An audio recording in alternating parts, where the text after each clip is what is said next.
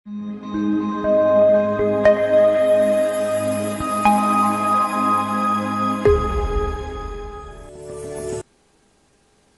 Hello నమస్తే welcome to Rohit sir classes. నేను మీ Rohit sir, senior arithmetic reasoning faculty. ఈరోజు జరిగినటువంటి TSPSC or TGPSC group 1 prelims mental ability క్వశ్చన్స్ని మనం డిస్కస్ చేసుకోబోతున్నాము. క్వశ్చన్ డిస్కస్ చేసుకునే ముందు ఈ వీడియోతో మన ఛానల్ని మీరు విజిట్ చేస్తే డెఫినెట్గా ఛానల్ని ఫస్ట్ సబ్స్క్రైబ్ చేయండి. ఈ వీడియోని ఎక్కువ మంది మీ ఫ్రెండ్స్కి షేర్ చేయండి. సో ఓవరాల్గా అసలు ఈ టీఎస్పిఎస్సి గ్రూప్ 1 ప్రిలిమ్స్ పేపర్ కొంచెం మోడరేట్గా అయితే వచ్చింది.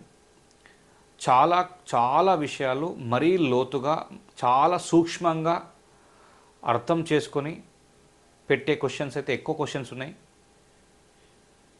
సో చాలామంది ఎవరైతే ఈ మధ్యలోనే ప్రిపేర్ అవుతున్నారో వాళ్ళకు పేపర్ వాళ్ళు అనుకుంటారు ఈజీ అని. పేపర్ ఈజీగా అయితే లేదు. ఎస్పెషల్గా మెంటల్ అబిలిటీ 25 క్వశ్చన్స్కి అబౌవ్ 20 క్వశ్చన్స్ ఎవరైతే చేస్తారో వారికి కొంత ఎక్కువ మార్కులు రావడానికి అయితే అవకాశం ఉంటుంది. మేజర్గా మ్యాక్సిమం అన్ని సబ్జెక్టులు కూడా ఈక్వల్ ప్రయారిటీ అయితే ఇవ్వడం జరిగింది. సో మెంటల్ అబిలిటీ 25 క్వశ్చన్స్ అయితే ఇచ్చారు. సో ఆ 25 క్వశ్చన్స్కి మనము ఈ వీడియోలో ఆన్సర్లు అయితే చేయబోతున్నాము. ఓకేనా, right. So first question will be, question ఏంటి అంటే ఇక్కడ ఒక క్వశ్చన్ ఇచ్చాడు, 2 స్టేట్మెంట్లు ఇచ్చాడు, ఏది కరెక్ట్ అని అడుగుతున్నాడు. సంవత్సరంలో జనవరి అంటే ఆ ఇయర్ లీప్ ఇయర్ అడుగుతున్నాడు. So given year leap year అన్నాడు. ఆ ఇయర్ ఏమి మెన్షన్ చేయకుండా ఇచ్చాడు. ఆ ఇయర్లో జనవరి 1 మరియు డిసెంబర్ 31 అనేవి వారంలోని ఒకే రోజు కావు. ఆ సంవత్సరంలో 53 ఆదివారాలు కలవు అన్నాడు. ఇక్కడ ఒక్కసారి జాగ్రత్తగా అబ్జర్వ్ చేయండి అమ్మా. ఇప్పుడు జనవరి 1 మరియు డిసెంబర్ 31, జనవరి 1 డిసెంబర్ 31 ఒకే రోజు కావు అన్నాడు. ఎస్, ఇక్కడ గుర్తుపెట్టుకోండి. నార్మల్ ఇయర్ అయితేనేమో starting day ending day same ఉంటుంది. బట్ లీప్ ఇయర్కి అయితే ఏ డేతో స్టార్ట్ అవుతుందో దాని నెక్స్ట్ డేతో ఎండ్ అవుతుంది. సో ఇక్కడ కావు అన్నాడు కదా. ఎస్, సో ఇది కరెక్టే. So first one right. ఇక్కడ ఆ ఇయర్లో 53 ఆదివారాలు అన్నాడు. మరి 53 ఆదివారాలు ఉండాలంటే జనరల్గా ప్రతి అంటే ఇక్కడ మనకు లీప్ ఇయర్లో 366 డేస్ ఉంటాయి. 52 వారాలు ప్లస్ 2 ఎక్స్ట్రా రోజులు ఉంటాయి. ఆ 2 ఎక్స్ట్రా రోజులు అనేది ఆదివారాలు అవ్వచ్చు, సోమవారం ఒకటి అవ్వచ్చు, మంగళవారం ఒకటి అవ్వచ్చు. అంటే ఇది క్లారిటీ లేదు. సో కాబట్టి ఓన్లీ ఫస్ట్ది మాత్రమే ఆన్సర్ ఇస్తుంది. So 4th option is our answer. Next question, A is equal to X యొక్క 20% ప్లస్ వై యొక్క 80% మరియు B is equal to X యొక్క 70% మరియు వై యొక్క 30% అన్నాడు. జస్ట్ సింపుల్గా చెక్ చేయండి ఒకసారి ఏం జరుగుతుంది అనేది, మీకు క్లారిటీ వస్తుంది. క్లియర్ కదా, రైట్. ఇప్పుడు చూడండి, అయితే ఎక్స్ వై కంటే ఎక్కువగా ఉంటే ఎక్స్ మైనస్ వై యొక్క k% అనేది బి మైనస్ ఏ అయితే కే విలువ ఎంత అని అడిగిండు. అక్కడ అడిగింది ఏంది, టెన్షన్ పడొద్దు. ఏమడిగిండు, k% of X minus Y which is equal to B minus A అన్నాడు. అంటే ఈ బి మైనస్ ఏ కనుక్కుంటే సరిపోతుంది కదా. మరి B is equal to 70% of X. 70% అంటే అది 7/10 ఎక్స్ అవుతుంది. B minus A first find out చేద్దాం. బి మైనస్ ఏ వాల్యూని ఇక్కడ ఫైండ్ అవుట్ చేద్దాం. బి మైనస్ ఏ వాల్యూని ఇక్కడ ఫైండ్ అవుట్ చేస్తూ క్లారిటీ వస్తుంది మనకు. చూడండి ఒకసారి, B minus A value here B is equal to 70% అంటే 7/10 ఎక్స్ ప్లస్ 30% అంటే 3/10 వై అవుతుంది మైనస్. మరి ఏ వాల్యూ ఇక్కడ 20% ఆఫ్ ఎక్స్ అన్నాడు కదా. 20% అంటే మనము 20/100 అని రాద్దాము. ఆర్ 20/100 అంటే ఇక్కడ మనకి 2/10 ఎక్స్ అవుతుంది. ఆల్రెడీ బ్రాకెట్లో కాబట్టి ఇక్కడ మైనస్ ఇంటూ ప్లస్ మైనస్ అవుతుంది. అగైన్ ఇక్కడ ప్లస్ కాబట్టి మైనస్ రాస్తున్నా. బ్రాకెట్లో ప్లస్ రాస్తే బ్రాకెట్ ఎలిమినేట్ ఇస్తున్నాం కాబట్టి ఇక్కడ మైనస్ అవుతుంది. 80% ఆఫ్ వై అన్నాడు. 80% అంటే మనం ఇక్కడ 8/10 వై అనుకోవచ్చు. ఇదే వాల్యూ అంటే which is equal to B minus A value అనమాట. ఇక్కడ 7 ఇక్కడ 2 ఉన్నాయి. సో 5 వచ్చేస్తాయి. 5/10 ఎక్స్. ఇక ఇది ప్లస్ ఇది మైనస్, ఇక్కడ మైనస్ రాసుకో. 3 ఇక్కడ 8 అంటే ఇక్కడ రైట్ 8 దగ్గర 3 పోతే 5, అగైన్ 5/10 వై అవుతుంది. Is equal to k% of X minus y అన్నాడు. ఒక్కసారి లెట్ వి చెక్. నేను ఏమంటున్నా అంటే ఇళ్ళకెళ్ళి 5/10 కామన్ దిద్దాం. 5/10 of x minus y is equal to k% of x minus y. x minus y cancel అయితే ఇక్కడ right 5 1s are 5 2s are. So ఇక్కడ 1/2% అవుతుంది. 1/2 అంటే k% ఈజ్ ఈక్వల్ టు 1/2 అయితే k ఈజ్ ఈక్వల్ టు ఎంత అంటే మనకు 50% అవుతుంది, which is equal to 50%. The 50% is the first option is our answer. So which one? First option, first one is correct. Next 27th question observe చేద్దాం. 27th one. So ఒకసారి 27th question ఏంటి అంటే ఒక వ్యక్తి తన ఇంటికి తూర్పు దిక్కున ఉన్న 200 మీటర్ దూరంలో గల క్రీడా మైదానంకి రాహుల్ నడక ప్రారంభించాడు. 60 మీటర్లు నడిచినాక అతను ఎడమ వైపు తిరిగి 20 మీటర్లు నడిచాడు. అక్కడి నుండి కుడివైపుకు 40 మీటర్లు నడిచాడు. మళ్ళీ అతను కుడివైపుకు తిరిగి 40 మీటర్లు నడిచాడు. ఆపై ఎడమ వైపుకు తిరిగి 20 మీటర్లు నడిచాక మరో ఎడమ వైపు తిరిగి 20 మీటర్లు నడిచి పి అనే పాయింట్ని చేరాడు. అప్పుడు అతను క్రీడా మైదానాన్ని చేరుకోవడానికి పట్టే మిగిలిన దూరానికి మరియు పి బిందువు వరకు నడిచిన మొత్తం దూరానికి మధ్య గల నిష్పత్తి అన్నాడు. సో అక్కడ రైట్. సో ఆ రేషియో అడుగుతున్నాడు. ఒక్కసారి అబ్జర్వ్ చేయండి, లిటరల్గా ఒక్కసారి అబ్జర్వ్ చేయండి. రైట్ ఓకే, నో ప్రాబ్లం నాన్న. ఇప్పుడు ఈ 200 మీటర్స్ స్టార్ట్ చేసిండు. ఈస్ట్ 60 మీటర్లు వెళ్ళిండు. అక్కడ నుంచి ఎడం వైపు తిరిగిండు. ఈస్ట్కి ఎడం అంటే నార్త్ 20 మీటర్లు వెళ్ళిండు. మళ్ళీ అక్కడి నుంచి రైట్కి తిరిగిండు. సో మళ్ళీ ఈస్ట్ 40కి వచ్చిండు. మళ్ళీ అక్కడి నుంచి లెఫ్ట్కి తిరిగిండు అంటే నార్త్ 40కి వెళ్ళిపోయిండు. మళ్ళీ అప్పుడు ఎడమకు తిరిగిండు. Just wait.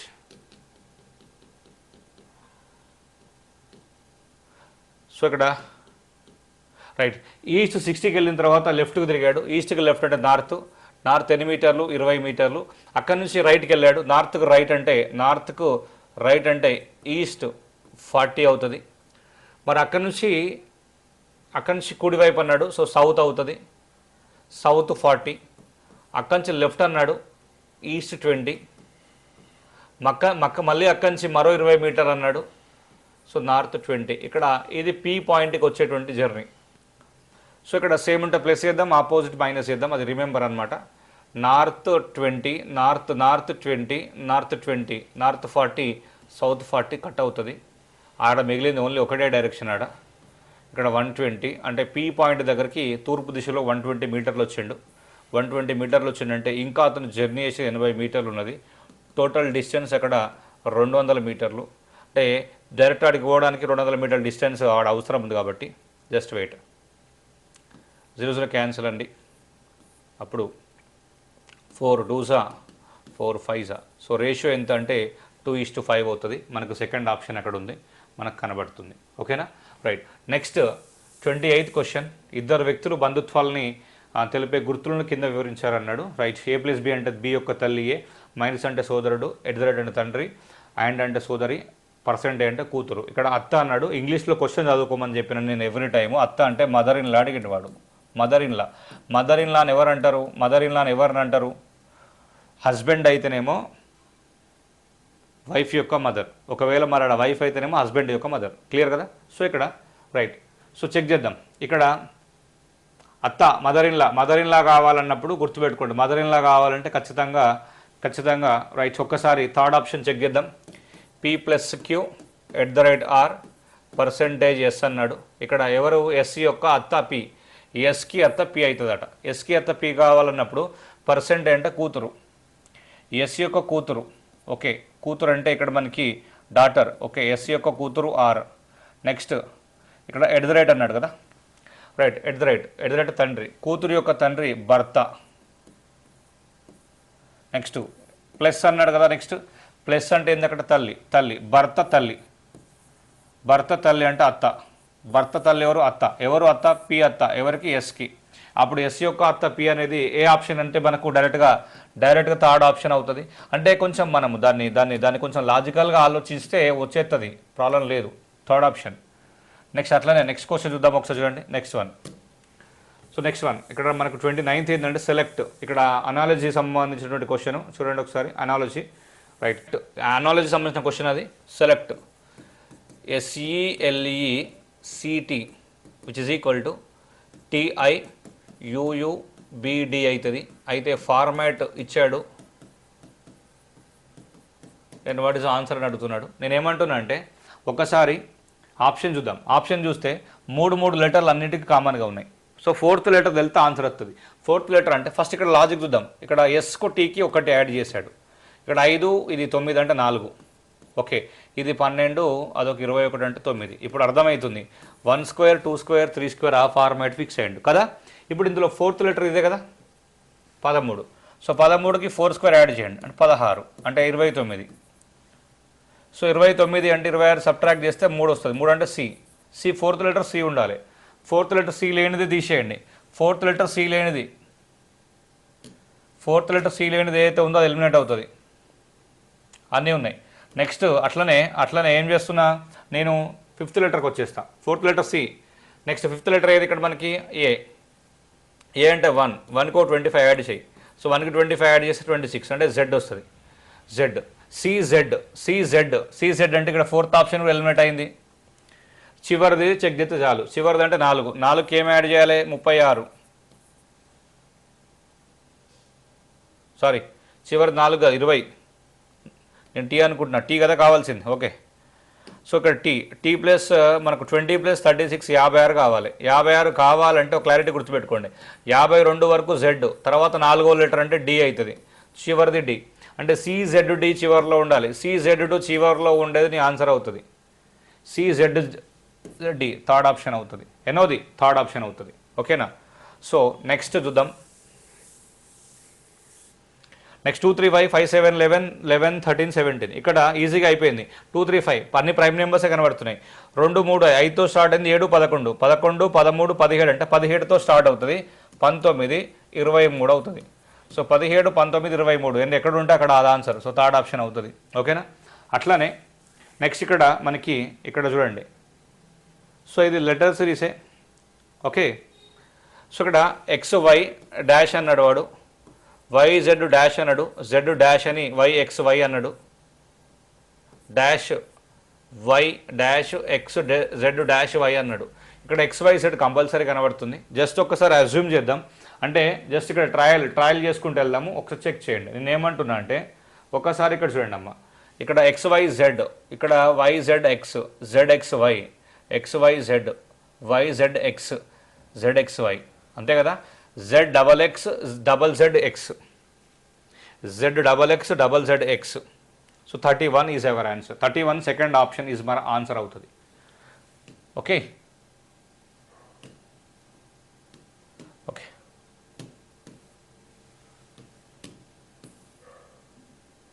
Right. The next question చూడండి ఒకసారి. నెక్స్ట్ వన్ డిఐ క్వశ్చన్ చూడండి. నేనేమంటున్నా విభిన్న వృత్తులకు చెందిన 2780 మంది సభ్యులను కలిగిన క్లబ్లోని సభ్యుల వివరాలు కింది పట్టికలో ఇచ్చేళ్ళు. వృత్తి, number of members and men women ratio అని ఇచ్చిండు. అడిగింది ఏంది మెన్ ఉమెన్ మధ్య డిఫరెన్స్ ఎంత అన్నాడు. ఇప్పుడు చూడండి మెన్ ఉమెన్ మధ్య డిఫరెన్స్ డాక్టర్లలో 3:2 డిఫరెన్స్ ఉంది. అంటే 1 part డిఫరెన్స్. డాక్టర్లో 1 part డిఫరెన్స్ ఉంది. మొత్తం డాక్టర్లు 750. మొత్తం 5 భాగాలకు 750 అయితే ఒక భాగానికి ఎంత 5 15ల ఒక భాగానికి 150. డాక్టర్ల మధ్య డిఫరెన్స్ 150 డైరెక్ట్ అయిపోయింది. నెక్స్ట్ ఇంజనీర్లు 990 ఉన్నారు. అంటే 5 భాగాలు. మొత్తం 5 భాగాలకు 990 అయితే 3 భాగాలకి ఎంత డిఫరెన్స్ 4 - 1 3 భాగాలు. ఒక భాగానికి ఇప్పుడు చూడండి నేనేమంటున్నా అంటే 5 భాగాలకు 990 అయితే ఒక భాగానికి ఎంత అంటే 5 1s are 5 9s are 45 5 8s are 40. So 3 భాగాలు అంటే 198 × 3 అన్నాడు. సో 198 × 3 అంటే ఖచ్చితంగా ఇక్కడ మనకి 594 అవుతుంది. ఇంజనీర్లు ఎంతమంది అంటే మనకి 594. నెక్స్ట్ లాయర్లు మొత్తం 9 భాగాలు. 9 భాగాలకు 270. 9 × 3 = 27. ఒక భాగం అంటే 30. సో ఇక్కడ 30 అవుతుంది. వీళ్ళెవరు అంటే లాయర్లు. నెక్స్ట్ ప్రొఫెసర్లు 770. 7 భాగాలకు 770. డిఫరెన్స్ ఒక భాగానికి ఎంత అంటే 110. సో ప్రొఫెసర్లో 110. సో 110. చివరిలో 4 ఉన్నది. ఆన్సర్ అయితే 884. డైరెక్ట్గా ఆన్సర్. వేరే ఆలోచించేది ఇక 4 అవుతుంది. 10 18 ఇక్కడ రైట్ 8 884. ఎక్కువ ఆలోచించద్దు, డైరెక్ట్గా వెళ్ళిపోవాలి. Next question next. సో దీని ఆన్సర్ ఏంటంటే ఫస్ట్ వన్ అవుతుంది. 33 క్వశ్చన్. ఇక్కడ ఇక్కడ ఎలిమినేట్ ఎట్లా చేస్తున్నా చూడండి ఒకసారి. తెలివిగా చేస్తాను ఒకసారి చూడండి. నేను ఏమంటున్నా అంటే ఇక్కడ మొత్తము 27 ఇంగ్లీష్ అన్నాడు, 29 హిందీ అన్నాడు, ఏదో చెప్పినాక ఒక సబ్జెక్ట్ ప్రతి సబ్జెక్టు సమానంగా 15 ఉంది అన్నాడు. 3 సబ్జెక్టులు మొత్తం విధుల సంఖ్య 70 మంది అన్నాడు. No problem. నేను ఏమంటున్నా అంటే 3 సబ్జెక్టులో పాస్ అయిన వాళ్ళంటే మూడింటిని మర్జ్ అయినటువంటి వాళ్ళు చాలా చిన్నగా ఉంటారు. సో వాళ్ళు 4 అంటే ఇక్కడ 4 తీసుకోండి. ఇక్కడ రైట్ C5 ఉన్నది ఒకటే ఆప్షన్ ఉంది. సో కాబట్టి ఆటోమేటిక్గా ఫస్ట్ ఆప్షన్ చెప్పి బయటకు వచ్చేసేయాలి. ఎక్కువ ఆలోచించదు. క్లియర్ అనుకుంటా. రైట్. నెక్స్ట్ క్వశ్చన్ మనం కొంచెం జాగ్రత్తగా చేద్దాం. చూడండి ఇక్కడ డిఐ క్వశ్చన్ ఇంపోర్ట్స్ ఎక్స్పోర్ట్స్ అన్నాడు. ఇక్కడ ఏదైనా ఇవ్వనండి. 2002లో దిగుమతుల విలువ 250 అయితే 2 మరియు 3లో మొత్తం ఎగుమతులు 500 అయితే 2003లో దిగుమతి విలువ ఎంత అన్నాడు. టెన్షన్ పడద్దు. నేనేమంటున్నా అంటే 2002లో అక్కడ ఇచ్చింది ఏమేమి ఇచ్చాడు, దేని రేషియో ఇచ్చాడు. దిగుమతి ఎగుమతి. దిగుమతి అంటే ఇంపోర్ట్ బై ఎక్స్పోర్ట్, దాని వాల్యూ దేనికి సమానం ఇది. ఇక్కడ 2002 అన్నాడు కదా. 2002 ఎంత 1.25 అంటే 1.25ని ఇలా రాసుకోవచ్చు, బై 100 దాకా రాసుకోవచ్చు. అంటే 125/100 అవుతుంది. నెక్స్ట్ 2003లో దిగుమతి విలువ ఎంత అన్నాడు. No problem. 2003లో దిగుమతి విలువ వాడు అడిగిండు. నో ప్రాబ్లం చేద్దాం. అంటే ఇక్కడ ఇంపోర్ట్ బై ఎక్స్పోర్ట్ 2003లో ఇంపోర్ట్ బై ఎక్స్పోర్ట్ రేషియో ఎంత ఉంది. 2003లో 1.5 ఉంది. అంటే 1.5 ఉంది అంటే ఇక్కడ 1.5. సో ఇక్కడ తీసేసినాం అనుకో, ఇక్కడ ఏమవుతుంది, ఇక్కడ తీసేస్తే ఇక్కడ 10 రాసుకోవచ్చు. అంటే 150/100 కూడా రాసుకోవచ్చు. రైట్. రేషియో వచ్చింది. ఇప్పుడు ఏంటి అంటే 2002-2003లో మొత్తం ఎగుమతుల విలువ 500 కోట్లు అన్నాడు. ఇక్కడ 2002లో దిగుమతులు 2002లో దిగుమతులు ఎక్స్పోర్ట్సా ఇంపోర్ట్స్. దిగుమతుల విలువ ఓకే. ఇంపోర్ట్స్ వాల్యూ 250 కోట్లు అన్నాడు. అప్పుడు 125 × 2 ఇక్కడ 100 × 2 200 కోట్లు అవుతుంది. ఇంపోర్ట్స్ ఏమో 250, ఎక్స్పోర్ట్స్ ఏమో 200. 2002-2003లో మొత్తం ఎగుమతులు 500 కోట్లు అన్నాడు. ఇది 200 అయితే ఆటోమేటిక్ ఇది 300 అన్నట్టుగా. 500లో 200 పోతే ఇది 300. ఇప్పుడు 100 × 3 అవుతాయి. 2002లో ఇంపోర్ట్స్ దిగుమతులు ఎంత అంటే 150 × 3 అవుతుంది. అప్పుడు ఎంత అవుతుంది ఇక్కడ మనకి 450 అవుతుంది. Third option. Next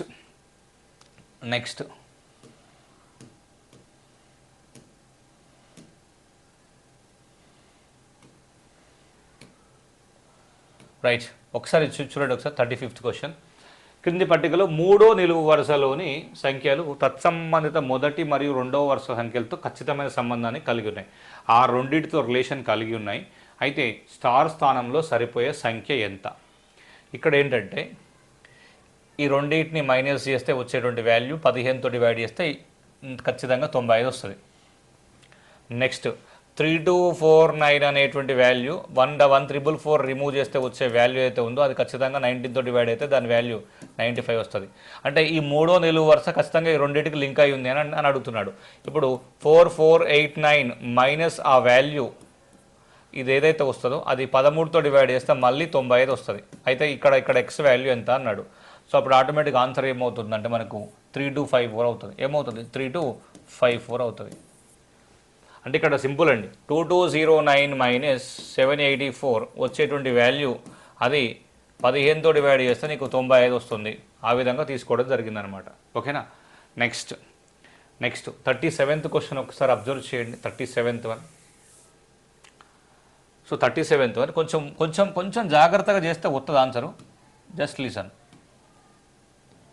okay. So ఇక్కడ రైట్ ABC9 అన్నాడు. ఇక్కడ రైట్ CAB8B.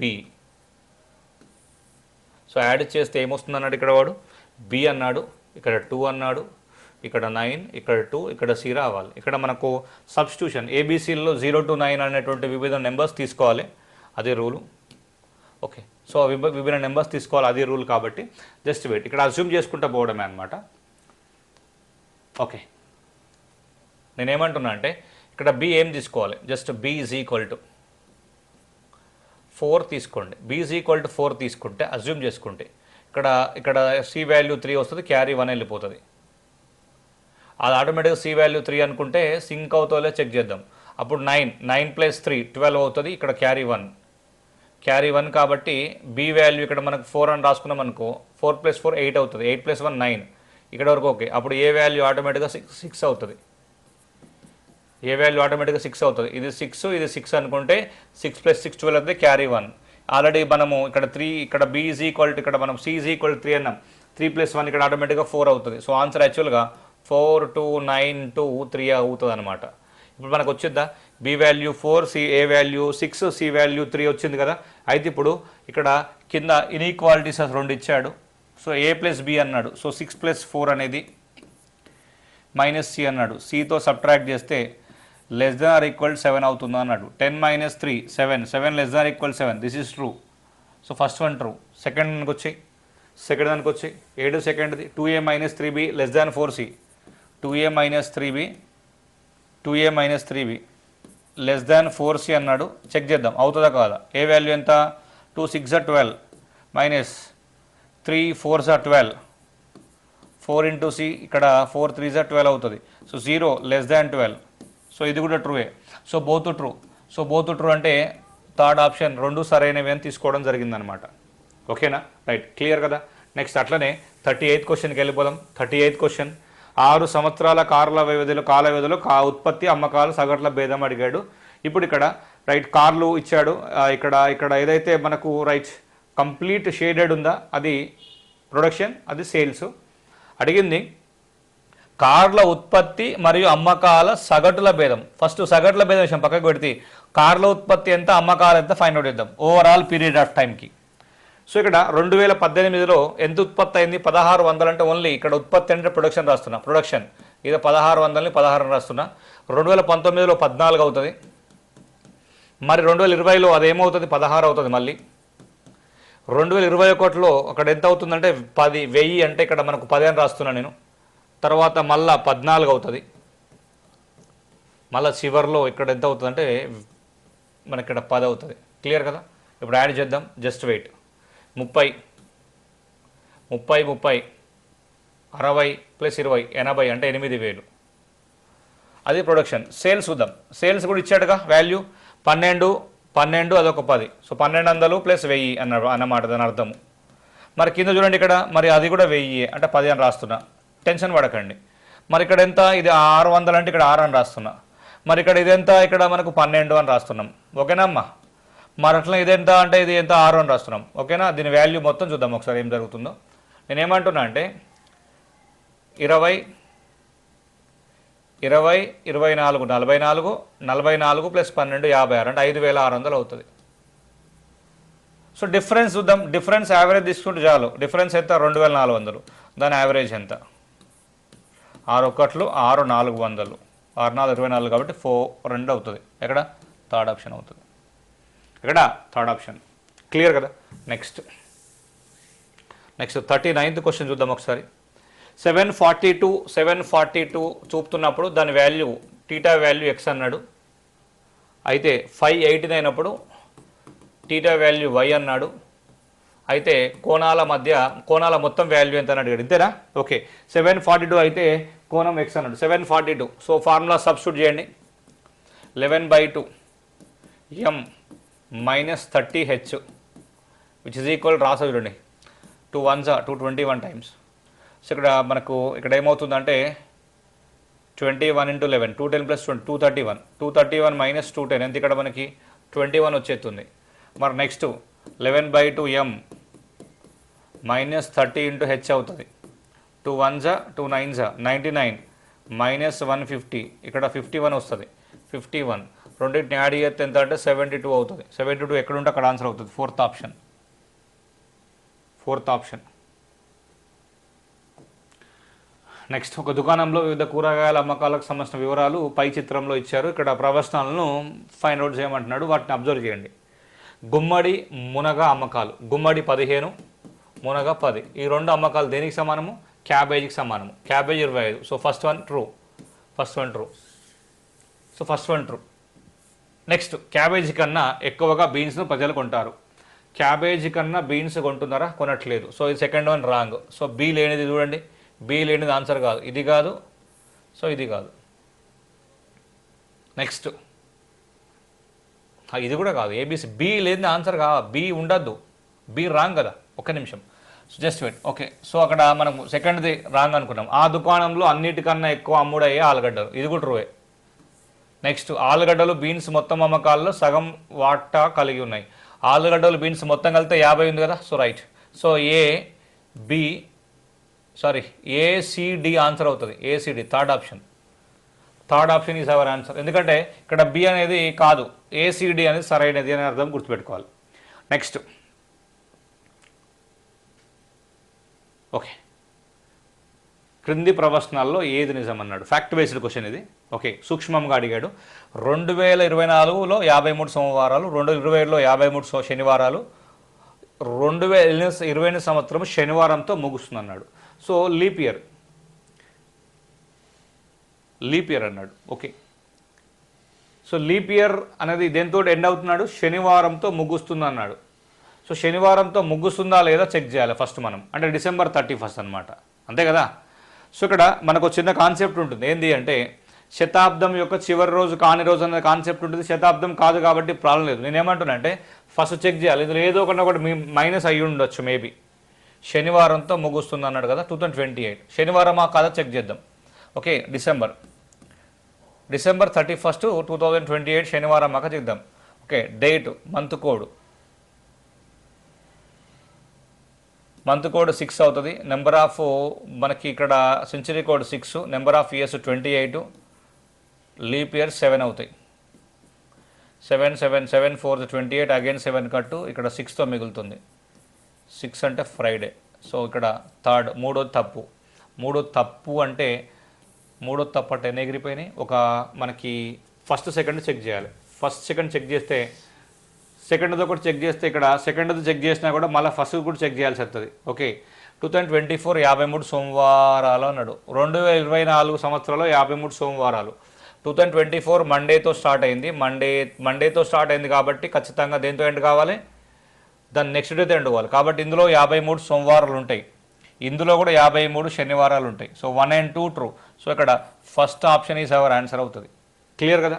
నెక్స్ట్ డైస్ సంబంధించిన క్వశ్చన్ చూద్దాం. డైస్ 1 నుండి 6 అంకెలతో సూచించే ముఖాలు ఒకే పాచిక యొక్క విభిన్న భంగిమలు ఇచ్చారు. సో ఇది ఇచ్చాడు. దీనికి సంబంధించినటువంటి ఇక్కడ వీటన్నిటి అంటే ఇది యాక్చువల్గా క్వశ్చన్ డయాగ్రామ్, ఇది ఆన్సర్ డయాగ్రామ్స్ ఇవి. కాకపోతే ఆన్సర్ ఇచ్చి క్వశ్చన్ డయాగ్రామ్ ఇచ్చాడు. ఓకే, ఇప్పుడు దీన్ని బాగా అబ్జర్వ్ చేస్తే నేను ఏమంటున్నా అంటే 1 పక్కన 3 ఉంటుంది, 2 ఉంటుంది. సో ఇక్కడ 1, 2 అనేది ఇక్కడ కామన్గా ఉన్నాయి కాబట్టి ఆటోమేటిక్గా 3, 4 ఆపోజిట్లో ఉంటాయనే విషయం గుర్తుపెట్టుకోవాలి. నెక్స్ట్ ఇగో 6, 4 పక్కన ఉన్నాయి ఇక్కడ. అప్పుడు 1, 5 అనేది ఆపోజిట్ విషయం గుర్తుపెట్టుకోవాలి. ఆటోమేటిక్గా 2, 6 కూడా ఆపోజిట్లో వస్తాయి. ఇది మనకు రావాల్సిన క్వశ్చన్ ఫిగర్లో ఉండాల్సినటువంటి ఆపోజిట్ ఫేసెస్. ఇప్పుడు క్లారిటీ వచ్చింది చూడండి. 3, 4 ఆపోజిట్లో ఉండాలి. 3, 4 పక్కన ఉండేది ఆన్సర్ కాదు. Next 3, 4 1, 5 okay 3, 4. నెక్స్ట్ 2, 6 2, 6 ఆపు అంటే ఇక్కడ ఉండాలి, లేదు. సో ఇది కూడా ఆన్సర్ కాదు. నెక్స్ట్ 3, 4 ఇక్కడ 3, 6 ఇక్కడ ఉండాలి. 1, 5 ఇక్కడ 2, 4 ఉండాలి. 2, 4 లేదా ఆడ, సో కాదు. So automatic answer fourth one answer అవుతుంది. నెక్స్ట్ వన్, 6 వ్యక్తులు PQRSTలు గుండ్రని బల్ల చుట్టూ కూర్చున్నారు. PQRలు కేంద్రానికి అభిముఖం కూర్చోగా మిగతా 3 విభాగం కేంద్రముఖం ఉన్నారు. యూకి ఎదురుగా ఉన్న వ్యక్తి పీకి ఎడమవైపు 2వ స్థానంలో ఉన్నాడు. పీకి ఎదురుగా ఉన్న టీ అనే వ్యక్తి యూకి ఎడమవైపున 2వ స్థానంలో ఉన్నాడు. టీ మరియు ఎస్ క్యూకి చెరువు పక్కన ఉంటే 6 ఎదురుగా ఉన్నది ఎవరు? ఇది question. Okay, no problem, just wait. ఇప్పుడు నేను ఏమంటున్నా? PQR అంటున్నా. PQR టువర్డ్స్ సెంటరా? ఇక్కడ కేంద్రానికి అభిముఖము అన్నాడు. సో కేంద్రానికి అభిముఖము అన్నాడు అంటే ఇక్కడ టువర్డ్స్ సెంటరా అవుట్వర్డ్స్ సెంటరా చూద్దాం ఒకసారి చూడండి. సో ఇక్కడ క్వశ్చన్ ఏంటి అంటే టువర్డ్స్ సెంటరా అవుట్వర్డ్స్ సెంటరా ఒక్కసారి చూద్దాం.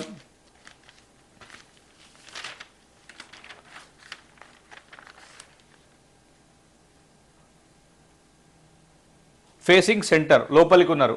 సో లోపలికి ఉన్నారు కాబట్టి క్లారిటీ వస్తుంది చూడండి. ఓకే, సో ఇక్కడ రైట్ తీసుకుందాం. 1 2 3 4 5 and 6 అని తీసుకుంటున్నా, ప్రాబ్లం లేదు. ఓకేనా? ఇప్పుడు చూడండి ఇక నో ప్రాబ్లం. ఇప్పుడు ఏమంటున్నాడు, యూకి ఎదురుగా ఉన్న వ్యక్తి పీకి, ఇక్కడ పీక్యూఆర్ అనేటోళ్ళు ఖచ్చితంగా లోపలికే ఉండాలి, ఎస్టీయు ఖచ్చితంగా బయటకే ఉండాలి. ఇది ఫిక్స్ కదా.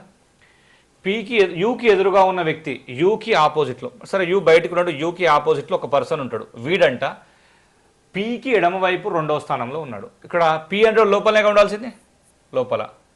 వీళ్ళు లోపల అనుకుంటే పీ ఇక్కడ అనుకున్నాం అనుకో, ఎడమ వైపు 2వ స్థానం, ఫస్ట్ లెఫ్ట్ సెకండ్ లెఫ్ట్, ఇక్కడ ఓకే, ఇక్కడ క్లారిటీ ఉంది. నెక్స్ట్ పీకి ఎదురుగా ఉన్న టీ అనే వ్యక్తి, పీకి ఎదురుగా ఉన్న టీ అనే వ్యక్తి వీడు బయటికే, పీకి ఎదురుగా ఉన్న టీ అనే వ్యక్తి ఎస్కి ఎడమ వైపు 2వ స్థానంలో ఉన్నాడు. క్లియర్ కదా, ఓకే నో ప్రాబ్లం. నెక్స్ట్ ఏంటి, టీ మరియు ఎస్లు క్యూకి చెరో పక్కన ఉన్నారు. సో ఎస్ ఉన్నాడు, టీ మరియు ఎస్లు క్యూకి చెరో పక్కన ఉన్నారు, ఆటోమేటిక్గా ఆర్ వస్తాడు. ఓకేనా, ఆర్ అనేవాడు లోపలికే, క్యూ అనేవాడు లోపలికే, ఎస్ అనేవాడు బయటికి. అయిపోయింది. అడిగింది ఏంది, ఆర్కు ఆపోజిట్లో ఉన్నది ఎవరు, ఆర్కు ఆపోజిట్లో ఎవరు అంటే ఎస్ ఉన్నాడు. ఎవరున్నారు, ఎస్ ఉన్నాడు. ఇది గుర్తుపెట్టుకో. నెక్స్ట్ శ్రేణిలో తర్వాత సంఖ్య ఏందన్నాడు. శ్రేణి ఒక నెంబర్ సిరీస్ క్వశ్చన్ 1 3 5 1 3 15 45 101, ఇది 191 అవుతుంది. సో డిఫరెన్స్ చూడండి, ఇది 2, ఇదేంటి ఇక్కడ మనకి 12 డిఫరెన్స్, 9 కాదు, డిఫరెన్స్ ఇది 12, ఇది డిఫరెన్స్ 30, డిఫరెన్స్ ఇది 56, ఇది డిఫరెన్స్ 90. వాటిని బాగా అబ్జర్వ్ చేయండి అమ్మ. ఇది 2 అంటే 1 స్క్వేర్ ప్లస్ 1, ఇది 3 స్క్వేర్ ప్లస్ 3, 3 స్క్వేర్ అంటే ఇక్కడ మనకి 9 ప్లస్ 3, ఇక్కడ ఇది 5 స్క్వేర్ ప్లస్ 5 డిఫరెన్సు, ఇక్కడ 7 స్క్వేర్ ప్లస్ 7 అవుతుంది, ఇది 9 స్క్వేర్ ప్లస్ 9 అవుతుంది డిఫరెన్సు. ఖచ్చితంగా డిఫరెన్స్ ఎంత ఉండాలి, 11 స్క్వేర్ ప్లస్ 11 డిఫరెన్స్ ఉండాలి, 121 ప్లస్ 11 132 ఉండాలి. అంటే 191కి 132 యాడ్ చేస్తే ఇక్కడ ఎంత అవుతుంది అంటే మనకు 323 అవుతుంది. ఉందా 323? Yes, first option is our answer. ఓకేనా. మరి అట్లనే 46th క్వశ్చన్ చూద్దాం. అక్షరాస్యత అధికంగా ఉన్న రాష్ట్రంలో మహిళలపై నేరాలు తక్కువగా ఉన్నాయి. సో అధిక అక్షరాస్యత మెరుగైన ఆర్థిక వ్యవస్థను ఇస్తుంది. ఇక్కడ ఇది కాజు అంటే ఇది ఎఫెక్ట్, కాజ్ అంటే ఎఫెక్ట్ అనుకుంటా, ప్రభావం అంటే ఎఫెక్టే. అధిక అక్షరాస్యత మెరుగైన ఆర్థిక వ్యవస్థ, ఇది కారణము. ఈ కారణం చేత ఇది ఎఫెక్ట్ అవుతుందా అని అడిగిండు. అక్షరాస్యత అధికంగా ఉన్న రాష్ట్రంలో మహిళలపై నేరాలు కొంత తక్కువగా ఉండడానికి ఛాన్స్ అయితే ఉంటుంది, ఎఫెక్ట్ ఉంటుంది, ఖచ్చితంగా ఉంటుంది. సో ఇక్కడ 1 అనేది కారణం అవుతుంది, దాని మూలంగా 2 అనేది ఖచ్చితంగా రీజన్ అవుతుంది. దేనికి సంబంధించి ఇక్కడ మనకి దానికి అంటే అధిక అక్షరాస్యత ఉన్న మెరుగైన ఆర్థిక వ్యవస్థని ఖచ్చితంగా ఇస్తుంది. సెకండ్ది కరెక్టే, సెకండ్ది కారణము, దాని మూలంగా 1వ దానికి ప్రభావం చూపుతుంది. సో ఇక్కడ నేను సెకండ్ది అనుకుంటున్నా, ఇది మై పర్సెప్షన్. ఓకేనా. Next 47th syllogism question. కొందరు ఉద్యోగులు మేనేజర్లు, కొందరు ఉద్యోగులు మేనేజర్లు. నెక్స్ట్ మేనేజర్ అందరూ పట్టభద్రులు, ఇంజనీరింగ్ పట్టభద్రులు. ఇది క్వశ్చన్. ఇప్పుడు ఉద్యోగులందరూ ఇంజనీరింగ్ పట్టభద్రులా కాదు, సో రైట్, ఇది రాంగ్. నెక్స్ట్ ఇంజనీరింగ్ పట్టభద్రులందరూ మేనేజర్లు, ఇది కూడా రాంగ్. 2 రాంగ్ అన్నాడు. 2 అంటే పిఆర్, మనకు పి అనేది క్యూ అనేది ఎక్కడ ఉంటుంది, ఆప్షన్ కాదు. సో ఇది కాదు, ఇది కూడా కాదు. సో ఆన్సర్ 4 అవ్వడానికి ఛాన్స్ అయితే ఉంటుంది, ఇంకా వేరే లేదుగా. కొందరు ఉద్యోగులు ఇంజనీరింగ్ పట్టభద్రులు, ఓన్లీ 3rd one అంటే 4th answer is our answer. 4th one answer అవుతుంది. నెక్స్ట్ 48th క్వశ్చన్ చూడండి. నిజం అనుకున్న ఒక ప్రవచనం, దాని కింద 2 ఊహలు ఇవ్వబడ్డాయి. ఇచ్చిన ప్రవచనంలో ఏ ఊహలు ఇమ్మడి ఉన్నాయో కనుక్కోవాలి. ఒక కాలేజీలో విద్యార్థుల ఉత్తీర్ణ శాతం పెరిగింది, పాస్ పర్సంటేజ్ పెరిగింది అన్నాడు. ఫస్ట్ ఊహ ఏంటంట, చాలామంది విద్యార్థులు ఉన్నత విద్యకు వెళ్తున్నారు. ఇక్కడ ఉన్నత విద్యకు వెళ్ళడం అంటే పాస్ అయిన తర్వాత వెళ్ళాలి, కానీ ఎందుకు పాస్ అయ్యారు అనేది అనే ఊహ కంపల్సరీ కావాలి. ఓకేనా. ఇప్పుడు ఇంతకు ముందు మనకంటే ఈసారి విద్యార్థులు ఎక్కువ సామర్థ్యంను చదివారు. ఎస్, సో ఇది రాంగ్ అవుతుంది, ఈ ఊహ కరెక్ట్ అవుతుంది. Second one is true. So second one is true. Next 49th and last one. క్రింది ప్రవచనాన్ని మరియు తీర్మానాలను పరిగణించండి, ప్రవచనాన్ని అనుసరించే సరైన తీర్మానాన్ని కనుక్కోండి. ఓకే, నేడు కొన్ని భారతీయ క్రీడల పరిస్థితి ఒకప్పట్లా లేవు. ఫుట్బాల్, హాకీ లాంటి క్రీడల్లో గతంలో భారతదేశం ఎన్నో గణనీయమైన విజయాలను సాధించింది అని అడిగిండు.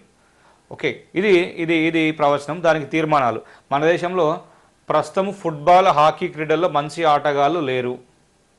ఇది ఇది తప్పు. ఇది ఎట్లా డిసైడ్ చేస్తాము? మంచి ఆటగాళ్ళు ఉన్నారు కాదు.